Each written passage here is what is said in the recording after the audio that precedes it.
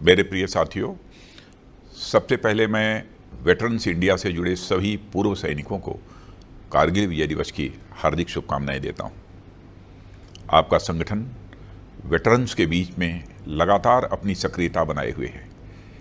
इसके लिए आप सभी बधाई के पात्र हैं।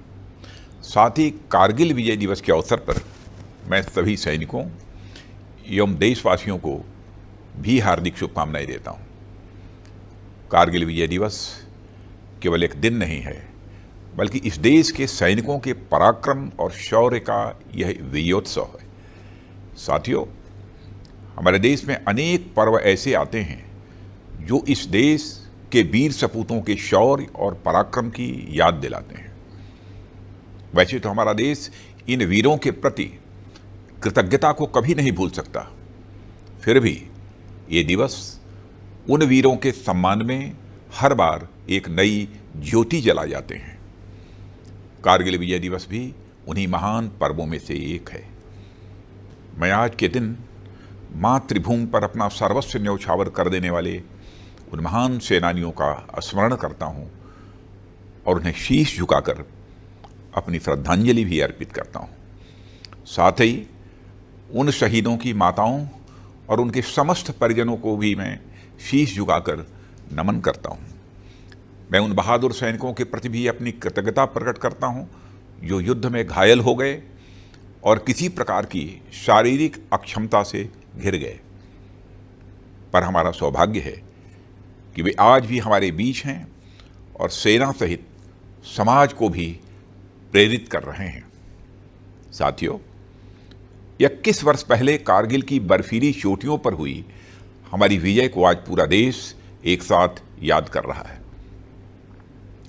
उन वीरों की याद और उनके सम्मान में जगह जगह पर कारगिल विजय दिवस मनाया जा रहा है। अनेक कार्यक्रम आयोजित किए जा रहे हैं। यह सभी कार्यक्रम विपरीत परिस्थितियों में हमारी सेनाओं द्वारा युद्ध जीतने की खुशी की याद में तो हैं ही, साथ ही यह भारत देश की जनता के लिए एक महान प्रेरणा के स्रोत भी हैं।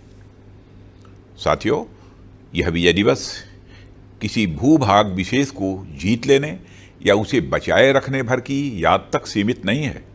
यह दिवस देशों के बीच हुई गोलीबारी और बारूदी युद्ध में हमारी विजय की याद तक ही सीमित नहीं है, बल्कि यह दिवस हमारे देश के त्याग, बलिदान, साहस, समर्पण, शौर्य और संकल्प की महान परंपरा की एक महान कड़ी के रूप में दर्ज है। यह परंपरा इस देश की संस्कृति का एक अहम हिस्सा है जो सदियों से लगातार चली आ रही है। साथियों, युद्ध के समय मैदान में भले ही कुछ 1000 सैनिक हों, पर वास्तव में पूरा देश वह युद्ध लड़ रहा होता है। सभी देशवासियों की आशाएं, आकांक्षाएं और इच्छाएं एक साथ आकर अपने राष्ट्र की जीत पर ठहर जाती हैं। मुझे वह दृश्य आज भी अपनी आंखों में साफ दिखाई पड़ता है। जब टीवी पर या सुदूर क्षेत्रों में रेडियो पर कारगिल युद्ध से जुड़ी खबरें आती थीं, तो गांव के गांव और शहरों में ऑफिस दफ्तर में लोग अपना काम छोड़कर खबर की तरफ मुड़ जाते थे।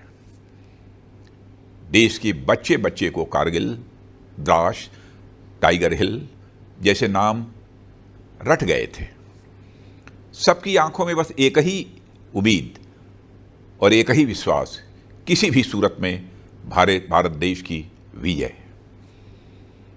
आप लोगों को याद होगा, भौगोलिक परिस्थितियों के चलते कई बार स्थितियां हमारे विपरीत हुई, मामला आगे पीछे हुआ, पर नमन है उन देशभक्त वीर योद्धाओं को जिन्होंने अपने संकल्प पर तनिक भी आंच नहीं आने दी। वह मोर्चे पर लगातार डटे रहे और अंततः तमाम छल और षड्यंत्र को मात देते हुए विजयी होकर वापस आए। इस तरह यह जीत हमारे संकल्प और उम्मीदों की जीत थी। मेरे प्यारे साथियों, कारगिल न केवल हमारे राष्ट्रीय स्वाभिमान का, बल्कि एक इनजस्टिस के खिलाफ उठाए गए एक बड़े कदम का भी प्रतीक था और रहेगा। कारगिल विजय के शिल्पी तत्कालीन प्रधानमंत्री श्री अटल बिहारी वाजपेयी जी ने उस समय राष्ट्रीय सुरक्षा पर अपना जो दृष्टिकोण प्रस्तुत किया था, उसका जिक्र मैं यहाँ करना चाहूँगा। उन्होंने कहा था, हमने यह साबित कर दिया कि हम किसी बाहरी दबाव के सामने नहीं झुकेंगे। हमने यह भी साबित कर दिया कि हम एक जिम्मेदार राष्ट्र हैं। राष्ट्रीय सुरक्षा के दायरे में हम जो कुछ भी करते हैं वह हमेशा आत्मरक्षा के लिए करते हैं, आक्रमण के लिए नहीं है। और अगर दुश्मन देश में कभी हमारे ऊपर आक्रमण किया तो हमने यह भी साबित कर दिया कि कारगिल की तरह हम उसे मुंहतोड़ जवाब भी देंगे। साथियों, यह सेंटिमेंट जैसा 21 साल पहले था वैसा ही आज भी है। हम शांति चाहने वाले देश हैं, पर किसी संकट के समय अपनी राष्ट्रीय एकता और संप्रभुता के लिए बड़े से बड़ा कदम उठाने के लिए भी हम हमेशा तैयार हैं। अभी हाल ही में मुझे लेह लद्दाख जाने और वहाँ से इन वीर सपूतों को श्रद्धांजलि देने का अवसर प्राप्त हुआ था।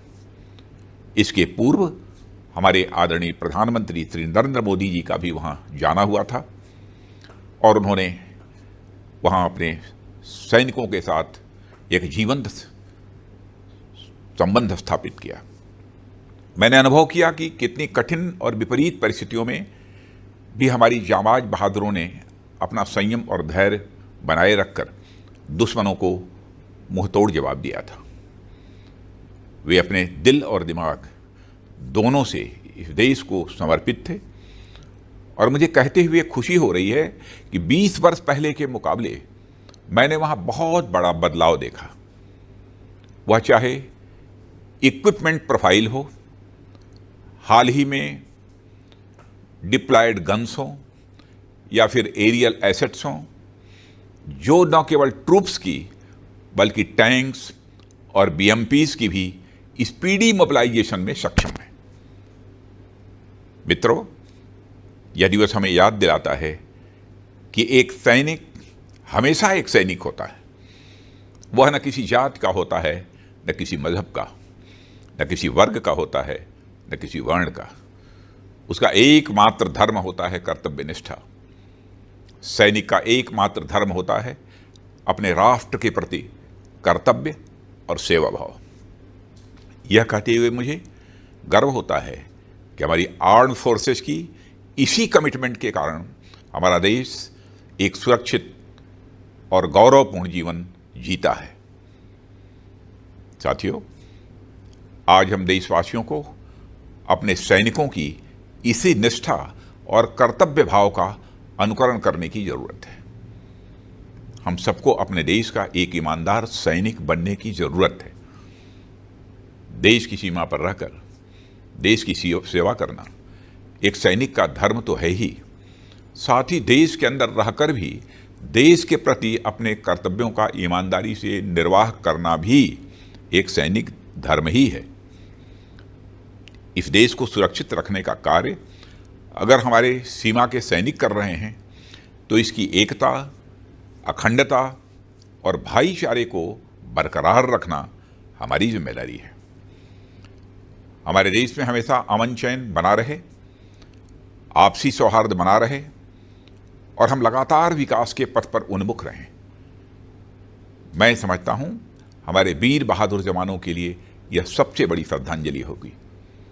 साथियों, यह हमारे देश के वीर जवानों के प्रति कृतज्ञता का भाव रखता है।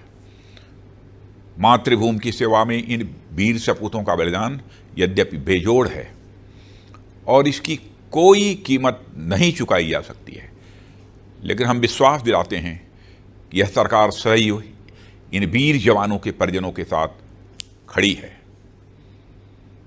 आज का हमारा हर वॉरियर आने वाले कल का सम्मानित वेटरन है। अपने वेटरन्स की कुशलक्षेम और उनकी संतुष्टि सुनिश्चित करना यह हमारा परम कर्तव्य है और यह सरकार अपने कर्तव्य को अच्छी तरह समझती है। देश की सेवा का अवसर मिलने के साथ ही वन रैंक वन पेंशन जैसी पहल पर कार्य करना इसका एक उदाहरण है।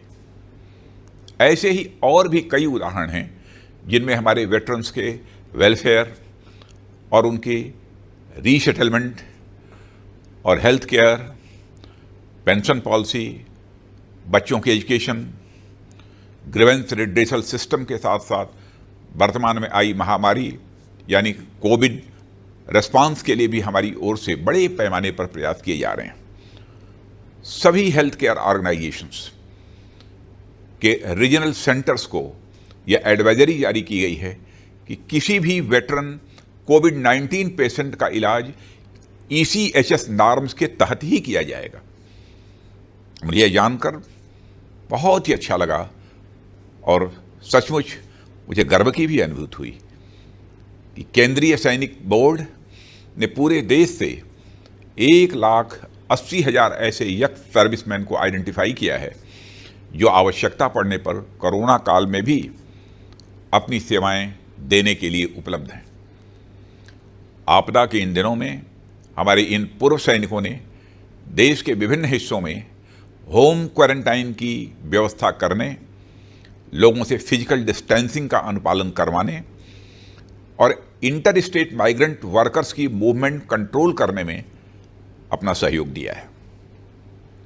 देश सेवा की इससे बड़ी पराकाष्ठा और क्या हो सकती है कि जिन सैनिकों ने कल तक सीमा पर अपने देश की सुरक्षा की, आज संकट के समय सीमा के अंदर भी वे तन मन से देश को अपनी सेवा देने के लिए तत्पर हैं। मेरे साथियों, मैं पुनः एक बार अपने वीर जवानों के प्रति श्रद्धांजलि अर्पित करते हुए हर हाल में उनके परिजनों की देखभाल का संकल्प दोहराता हूं और हर स्थिति में उनके साथ खड़े होने का वचन देते हुए अपना निवेदन यहीं समाप्त करता हूं। आप सबको धन्यवाद। जय हिंद।